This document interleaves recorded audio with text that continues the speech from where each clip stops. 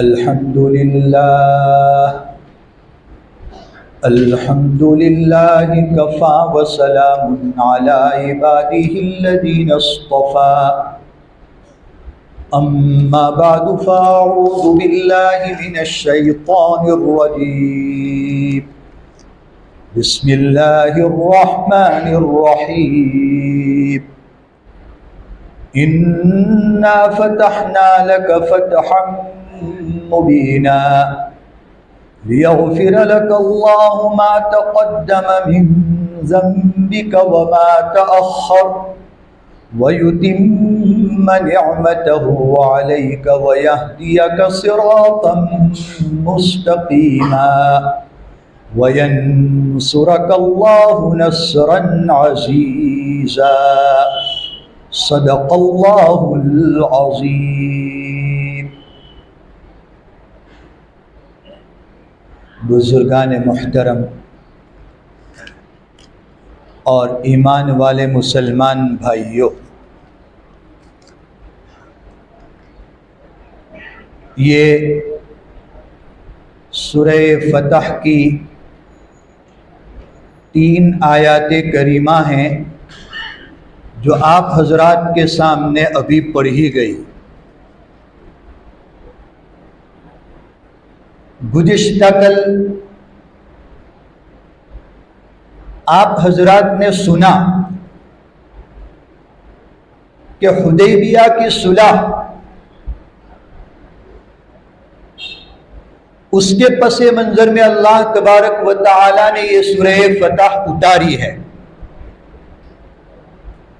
صلح حدیبیہ، جس کو غزوۃ الحدیبیہ بھی کہتے ہیں، اس کے تناظر میں اللہ پاک نے یہ سورہ فتح نازل فرمائی ہے۔ حدیبیہ کی جو صلح ہوئی تھی،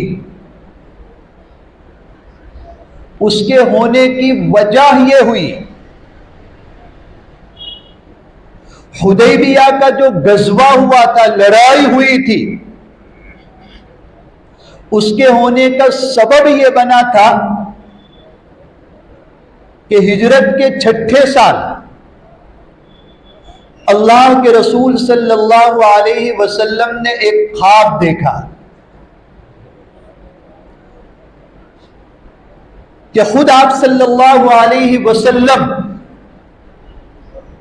اور آپ کے صحابہ کی ایک بڑی جماعت عمرہ کا احرام باندھ کر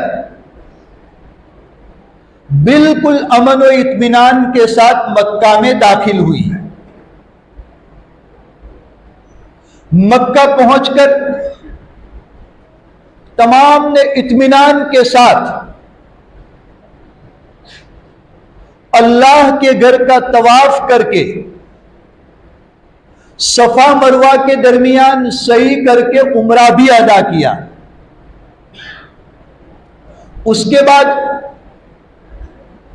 صحابہ میں سے کچھ صحابہ نے تو اپنے سروں کا حلق کروایا، سروں کو بالکل منڈوایا، اور کچھ حضرات صحابہ نے اپنے سروں کے بال کٹوائے اور اس طرح احرام سے نکلے۔ اس کے بعد نبی پاک صلی اللہ علیہ وسلم کے مبارک ہاتھوں میں اللہ کے گھر کی چابی، خانہ کعبہ کی کنجی آئی۔ آپ نے خانہ کعبہ کا دروازہ کھول کر اس میں اللہ کی عبادت کی، اور عبادت سے فارغ ہو کر خانہ کعبہ سے باہر تشریف لائے۔ یہ ساری باتیں نبی پاک صلی اللہ علیہ وسلم نے اپنے اس خواب میں دیکھی۔ اب نبی کا خواب تھا، جیسا خواب میں دیکھا ویسا ہونا حقیقت میں یقینی تھا، تو اشارہ تھا اس خواب کے اندر کہ جیسا دیکھا ویسا ہو کر رہے گا اور تمہیں عمرہ کی سعادت نصیب ہوگی۔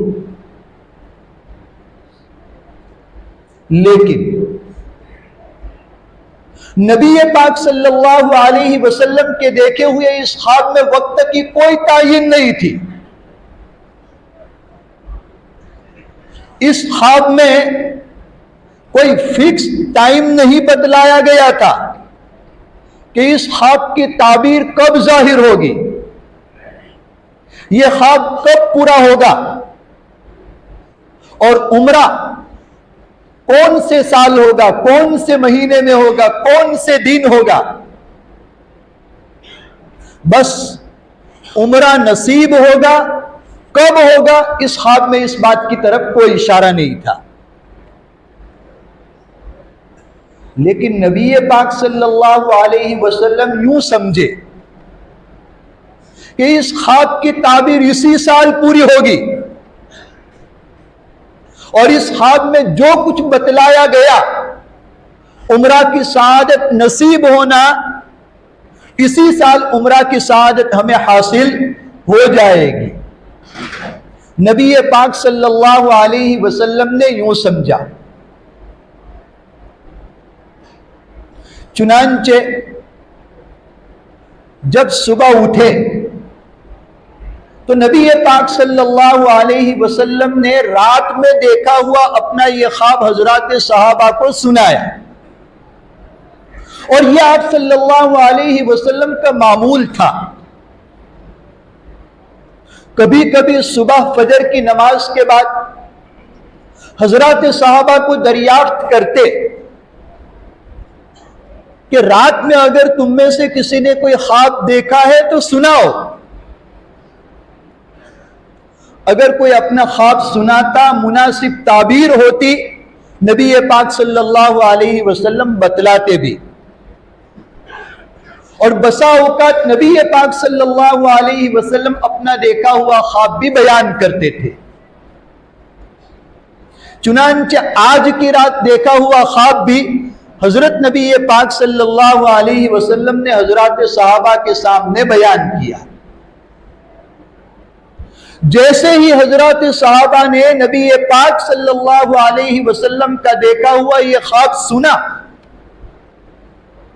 تو وہ تو آپ کے دیکھے ہوئے اس خواب کا اشارہ سمجھ رہے تھے، اس خواب کی تعبیر اچھی طرح جان رہے تھے کہ اس خواب میں اشارہ اس بات کی طرف ہے کہ ہمیں مکہ پہنچ کر عمرہ نصیب ہونے والا ہے. تو خواب کو سنتے ہی حضرات صحابہ کے چہرے خوشی کی وجہ سے کھل اٹھے، بہت خوش ہو گئے، اس لیے کہ اس خواب کے اندر ان کے لیے اپنے وطن مکہ پہنچ کر عمرہ کی سعادت حاصل ہونے کی بشارت تھی. مکہ ان کا وطن تھا، وہاں پیدا ہوئے تھے، وہاں پلے بڑے تھے، وہاں ان کے گھر، ان کی زمین جائیداد تھی، مکہ میں ان کے رشتہ دار رہتے تھے. اور ان سب سے بڑی بات یہ تھی کہ مکہ کے اندر اللہ کا گھر بیت اللہ تھا، مقدس اور متبرک جگہیں تھی جن جگہوں کی وہ زیارت کرتے تھے اور لطف اندوز ہوتے رہتے تھے. اس لیے ان کے دلوں میں یہ خواہش دبی ہوئی چنگاری کی طرح رہ رہ کر سلگتی رہتی تھی کہ ہم کبھی مکہ جائیں، مکہ جا کر اللہ کے گھر کی زیارت کریں، مکہ میں ہمارا جو گھر چھوڑ کر آئے ہیں ان کو دیکھیں،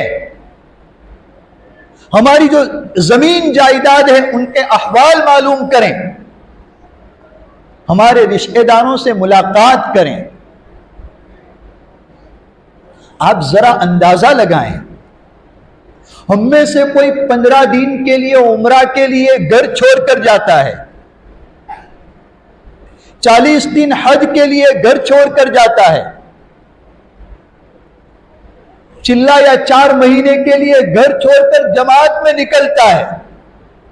یا کچھ سالوں کے لیے تجارت کی غرض سے کمانے کے لیے ملک چھوڑ کر، گھر چھوڑ کر، وطن چھوڑ کر بیرون ملک جاتا ہے، پھر جب وہاں سے واپسی کا وقت ہوتا ہے تو کتنی خوشی ہوتی ہے کہ ہم گھر جائیں گے، ماں باپ سے ملیں گے، رشتہ داروں سے ملیں گے، بیوی بچوں سے ملیں گے، ہمارے گھر زمین جائیداد کے احوال معلوم کریں گے۔ حالانکہ اس پورے وقت میں 40 دن 4 مہینے میں وہ برابر اپنے گھر والوں سے کانٹیکٹ میں رہا ہے، فون کے اوپر ان کے ساتھ باتیں کی ہے، ان کے حال معلوم کیے ہیں، لیکن پھر بھی جب گھر واپسی کا، وطن واپسی کا موقع آتا ہے تو خوشی ہوتی ہے۔ یہاں تو حضرات صحابہ 6 سال سے اپنے وطن سے، اپنے رشتہ داروں سے دور تھے۔ اب اس خواب کی وجہ سے ان کے دلوں میں اپنے وطن مکہ پہنچ کر عمرہ نصیب ہونے کی بشارت سنی، ان کے دلوں میں مکہ وطن پہنچنے کی امید پیدا ہوئی، تو حضرات صحابہ بڑے خوش ہوئے اور خوشی خوشی مکہ پہنچ کر عمرہ کرنے کی تیاریاں بھی انہوں نے شروع کر دی، تیار ہو گئے۔ اب جب حضرت نبی کریم صلی اللہ علیہ وسلم اور صحابہ نے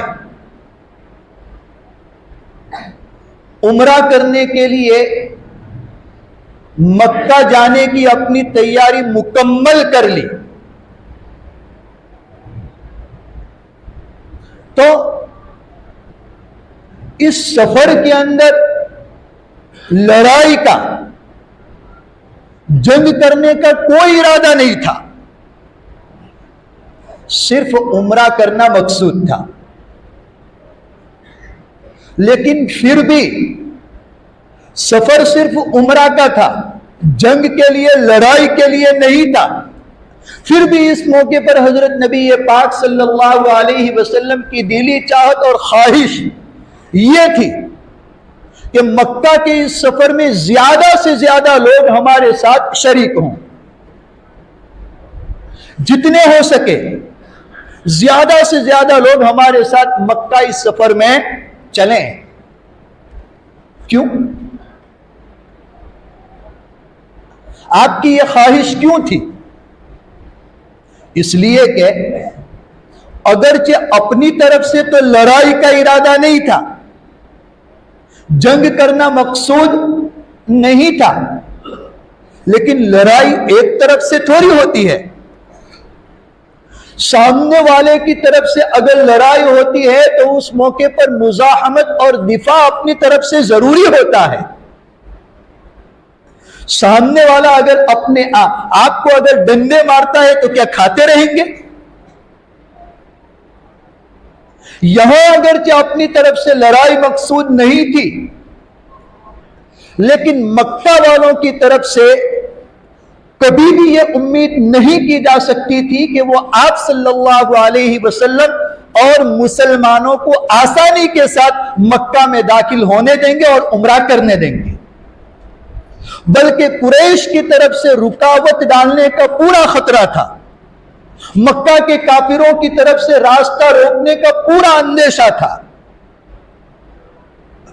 اور اگر یہ صورتحال ہو جائے کہ مکہ کے کافر لوگ مسلمانوں کا راستہ روکیں، سچویشن یہ بن جاوے کہ قریش مسلمانوں کو مکہ میں داخل ہونے سے روکیں، تو اس صورت میں ان کے ساتھ مزاحمت بھی ضروری تھی۔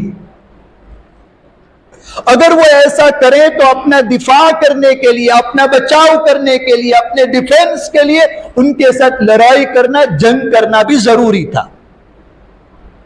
اور لڑائی کے لیے ضرورت ہوتی ہے افرادی قوت کی، کہ اپنے ساتھ ایک بڑا لشکر ہو۔ اس لیے نبی پاک صلی اللہ علیہ وسلم کی خواہش یہ تھی اس موقع پر کہ زیادہ سے زیادہ لوگ اس سفر میں شریک ہوں، ہمارے ساتھ چلیں۔ چنانچہ اس سلسلے میں نبی پاک صلی اللہ علیہ وسلم نے ایک کام کیا. حضرات صحابہ، مہاجرین، انصار، وہ تو جانثار تھے. نبی پاک صلی اللہ علیہ وسلم کے ایک اشارہ کرنے پر اپنی جان قربان کرنے کے لیے بھی تیار تھے. تو وہ تو مکہ آنے کے لیے تیار ہو گئے تھے، لیکن جو تعداد تیار ہوئی، جو فوج تیار ہوئی، جو لشکر اور جماعت بنی، نبی پاک صلی اللہ علیہ وسلم نے اس کو ناکافی سمجھا.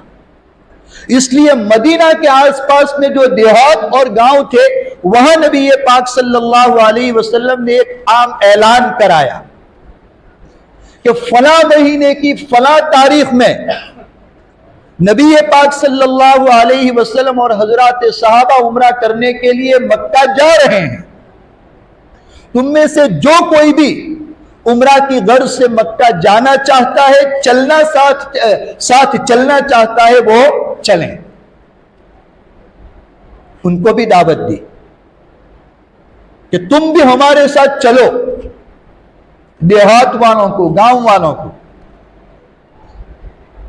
آپ صلی اللہ علیہ وسلم کے اس اعلان کے جواب میں کچھ دیہاتی اور گاؤں کے لوگ تو خوشی خوشی ساتھ چلنے کو تیار ہو گئے، لیکن ان میں سے بہت سے لوگوں نے نبی پاک صلی اللہ علیہ وسلم کو اچھا جواب نہیں دیا.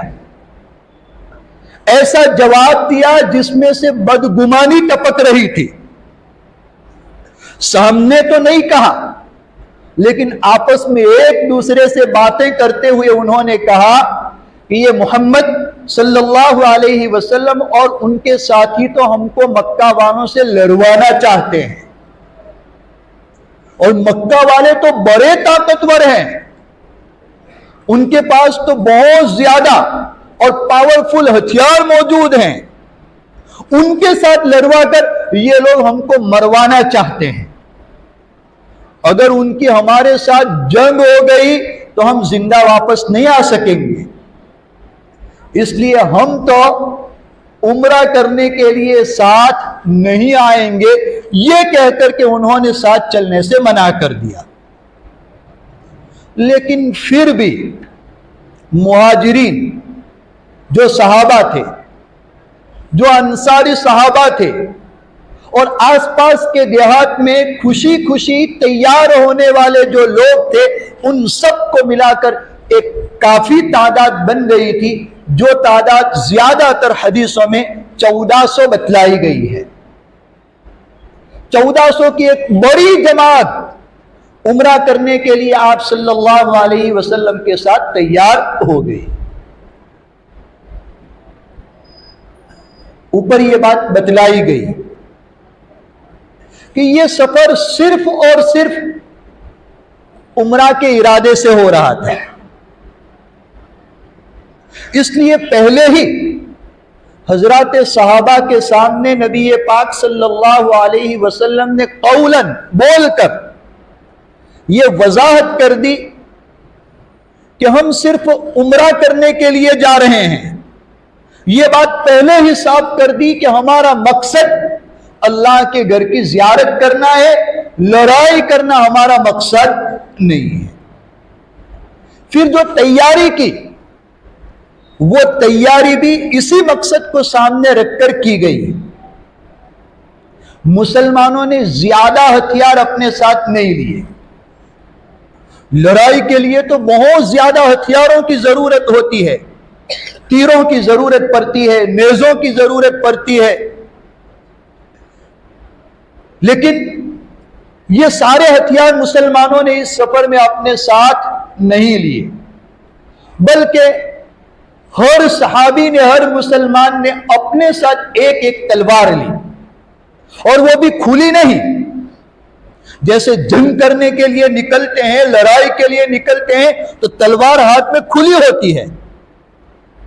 تو تلوار تو لی لیکن کھلی نہیں، بلکہ نیام اور کور میں رکھ کر. اور اس طرح نیام میں ایک تلوار اپنے ساتھ رکھنا یہ تو ان کے لیے معمولی بات تھی. ایسی نیام میں رکھی ہوئی ایک تلوار تو اس زمانے میں عرب لوگ اپنے ہر سفر کے وقت اپنے جان و مال کی حفاظت کے لیے اپنے ساتھ رکھا کرتی تھی۔ جیسے ہمارے یہاں جو چرواہے ہوتے ہیں، بکریاں چرانے والے، بھینس چرانے والے، وہ اپنے ساتھ ایک ڈنڈا ضرور رکھتے ہیں۔ اس کا یہ مطلب نہیں کہ جانوروں کو مارنا ہے، ضرورت پڑنے پر کام آئے، حفاظت کے لیے، جانوروں کی حفاظت کے لیے۔ تو یہ عرب لوگ بھی اپنے ہر سفر میں اپنے جان کی حفاظت کے لیے، اپنے مال کی حفاظت کے لیے تلوار ضرور رکھتے تھے۔ اور تیسرا،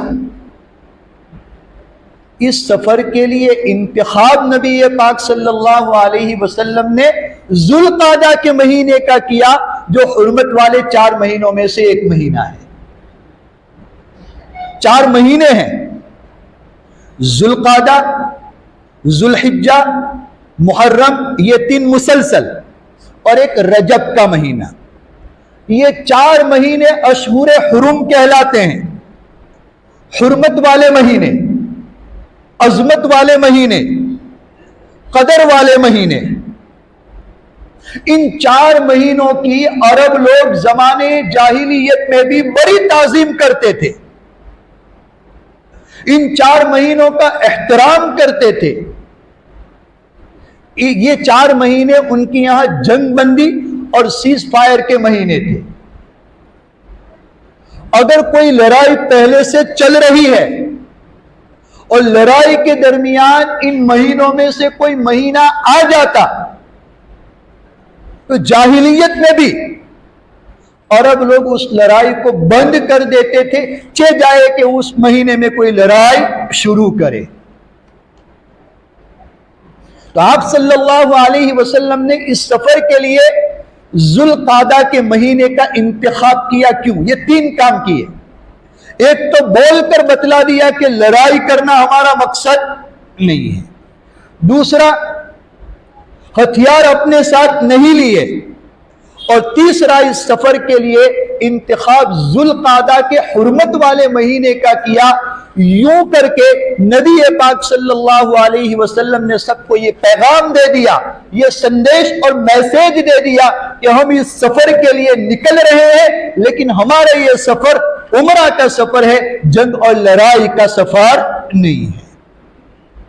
یہ پیغام دینے کے لیے نبی پاک صلی اللہ علیہ وسلم نے یہ 3 کام کیے تھے۔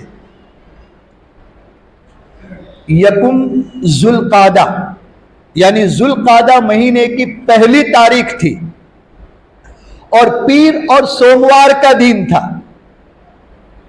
نبی پاک صلی اللہ علیہ وسلم اپنے 1400 صحابہ کی ایک بڑی جانثار جماعت کے ساتھ عمرہ کرنے کے لیے مدینۃ المنورہ سے مکۃ المکرمہ کی طرف روانہ ہوتے ہیں۔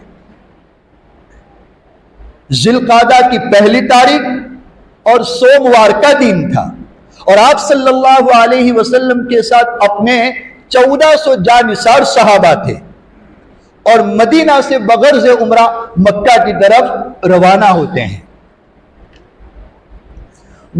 مدینہ سے باہر نکلے، باہر نکل کر کچھ 7 یا 8 کلومیٹر کے فاصلے پر ایک جگہ ہے، اس جگہ کا نام ہے ذوالحلیفہ۔ مدینہ سے 7-8 کلومیٹر کے فاصلے پر یہ جگہ ہے، اس جگہ کا نام ہے ذوالحلیفہ۔ یہاں پہنچ کر نبی پاک صلی اللہ علیہ وسلم اور حضرات صحابہ نے عمرے کا احرام باندھا۔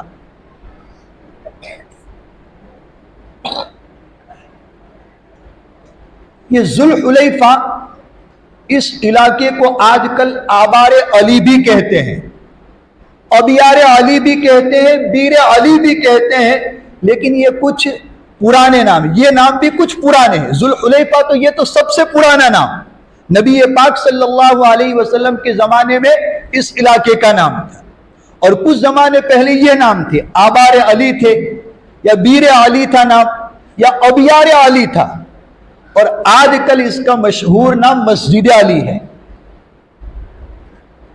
ذوالحلیفہ پہنچ کر نبی پاک صلی اللہ علیہ وسلم نے عمرہ کا احرام باندھا، اور یہ مقام ذوالحلیفہ مدینہ والوں کا بھی اور مدینہ کی طرف سے آنے والوں کا میقات ہے۔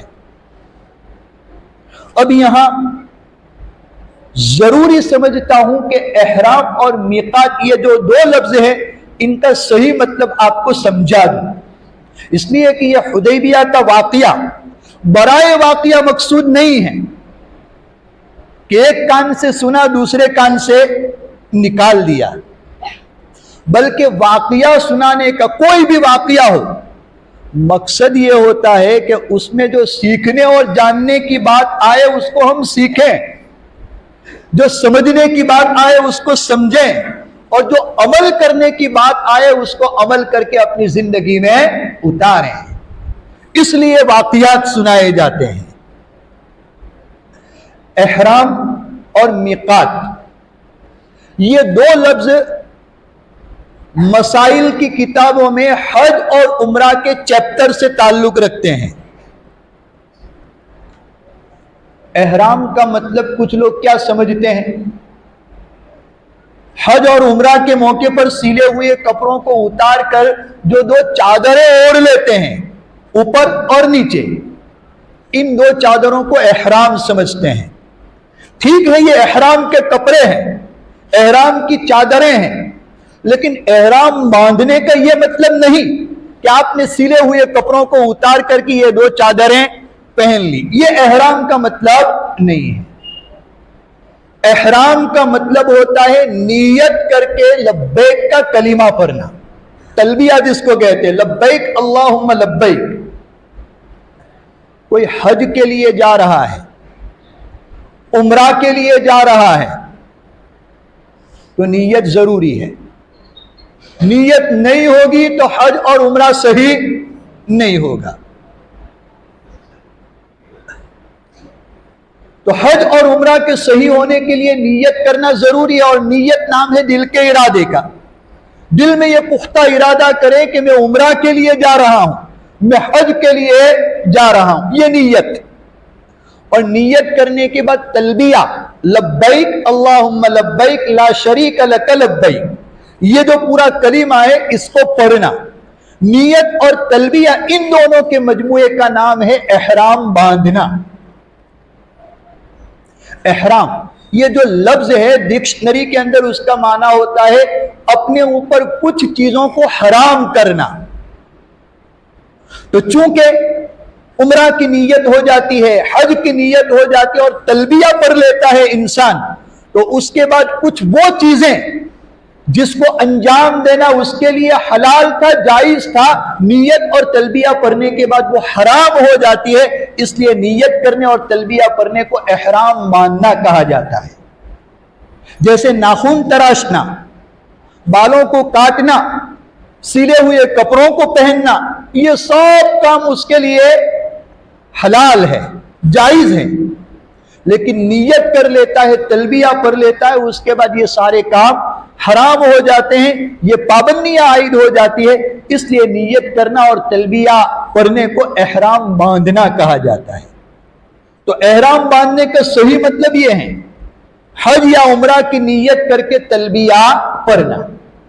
تلبیہ پڑھ لیا، اس کے بعد آپ کا احرام شروع ہو گیا، یہ سارے کام آپ کے لیے حلال نہیں ہوں گے، حرام ہو جائیں گے۔ دوسرا لفظ ہے میقات۔ آپ نے سنا ذوالحلیفہ، یہ مدینہ والوں کا اور مدینہ کی طرف سے آنے والوں کا میقات ہے۔ میقات کا کیا مطلب؟ ڈکشنری میں اس کا معنی ہوتا ہے معین جگہ، فکس ایریا، اس کو میقات کہا جاتا ہے ڈکشنری میں۔ لیکن شریعت کی بول چال میں، مسائل کی اصطلاح میں میقات 5 جگہیں ہیں۔ وہ 5 جگہیں جن سے آگے بڑھنا بیت اللہ کی طرف، حرم کی طرف کسی کے لیے بھی حج اور عمرہ کی نیت کیے بغیر جائز نہیں ہے۔ گویا یوں کہہ لیجئے یہ حد ہے، باؤنڈری ہے حرم کے ارد گرد چاروں طرف۔ کسی کو حرم کی طرف آنا ہے، بیت اللہ کی طرف آنا ہے، تو ان جگہوں سے آگے حج یا عمرہ کی نیت کیے بغیر نہیں بڑھ سکتا۔ اگر حج یا عمرہ کی نیت کیے بغیر ان جگہوں سے آگے آئے گا تو گنہگار ہوگا۔ ان 5 جگہوں کو میقات کہا جاتا ہے۔ جیسے حدیث شریف کے اندر ان جگہوں کے نام بھی نبی پاک صلی اللہ علیہ وسلم نے بتلائے ہیں۔ ایک میقات کا نام ہے جحفہ۔ جو لوگ شام کی طرف سے، سیریا، یورپ کے جو ممالک ہے، انگلینڈ ہے، کینیڈا ہے، فرانس ہے، امریکہ ہے، ان علاقوں سے آتے ہیں مکہ کی طرف، تو یہاں سے ہو کر گزرتے ہیں۔ ان لوگوں سے پہلے یہ مقام جحفہ آنے سے پہلے حج یا عمرہ کی نیت کر لینا ضروری ہے۔ حج یا عمرہ کی نیت کے بغیر ان جگہوں سے آگے بڑھ جائیں گے تو ان کے اوپر ایک دم کفارہ، فائن لگے گا ان کے اوپر۔ یہ مقام جحفہ ان لوگوں کا میقات ہے۔ دوسرے میقات کا نام ہے قرن المنازل۔ یہ نجد کی طرف سے آنے والوں کا میقات ہے۔ ہمارا جو بر صغیر ہے، ہندوستان، پاکستان، بنگلہ دیش، برما، اسی طرح ملیشیا، جاپان، یہ جو علاقے ہیں، یہاں سے حج عمرہ کے لیے جانے والوں کے لیے قرن المنازل، یہ مقام، یہ میقات آنے سے پہلے احرام باندھ لینا ضروری ہے۔ یہ ہماری جو ایئر سپیس ہے، جہاں سے ایئر گزرتا ہے، تو یہ قرن المنازل جگہ تو اس کے سامنے ہے، خشکی کے اوپر، لیکن جہاں سے ہوائی جہاز گزرتا ہے وہ سمندر سے ہو کر اس کے سامنے سے گزرتا ہے۔ یہ جدہ ہوائی جہاز پہنچنے سے 1 گھنٹے پہلے یہ جگہ آتی ہے۔ اس لیے بار بار یہ اعلان ہوتا ہے، الاؤنس ہوتا ہے کہ اب میقات آنے والا ہے، جنہوں نے ابھی نیت نہیں کی ہے اپنی نیت عمرہ کی یا حج کی کر لیں، اس لیے کہ یہاں سے آگے بڑھ جائے گا ایک مخصوص جگہ تک تو اس کے اوپر دم کفارے کے طور پر فائن لگے گا۔ یہ ہمارا میقات ہے قرن المنازل۔ اس کے بعد ایک میقات یلملم ہے، یہ یمن کی طرف سے آنے والوں کا میقات ہے۔ ایک میقات کا نام ذات عرق ہے، یہ عراق کی طرف سے آنے والوں کا میقات ہے۔ اور ایک میقات کا نام یہ ذوالحلیفہ ہے۔ یہ ذوالحلیفہ مدینہ سے 8 کلومیٹر مکہ کی طرف فاصلے پر واقع ہیں، اور مدینہ کی طرف سے جو لوگ آتے ہیں، جیسے جارڈن کی طرف سے مدینہ کے رہنے والے، یہ لوگ عمرہ کرنے کے لیے، حج کرنے کے لیے آتے ہیں، تو ان لوگوں کے لیے مقام ذوالحلیفہ پر پہنچ کر احرام باندھنا ضروری ہو جاتا ہے۔ نبی پاک صلی اللہ علیہ وسلم نے ذوالحلیفہ پہنچ کر احرام باندھا۔ آپ کو بتلایا کہ ذوالحلیفہ پہلے ایک بستی تھی نبی پاک صلی اللہ علیہ وسلم کے زمانے میں۔ عمر ابن عبدالعزیز رحمت اللہ علیہ، جن کی خلافت کو خلافت راشدہ کہا گیا ہے، خلافت راشدہ کہتے ہیں نبی پاک صلی اللہ علیہ وسلم نے جس طرح اسلامی نظام چلایا، نبی پاک صلی اللہ علیہ وسلم کے طرز عمل پر اسلامی نظام کو چلانا، اس کو خلافت راشدہ کہتے ہیں۔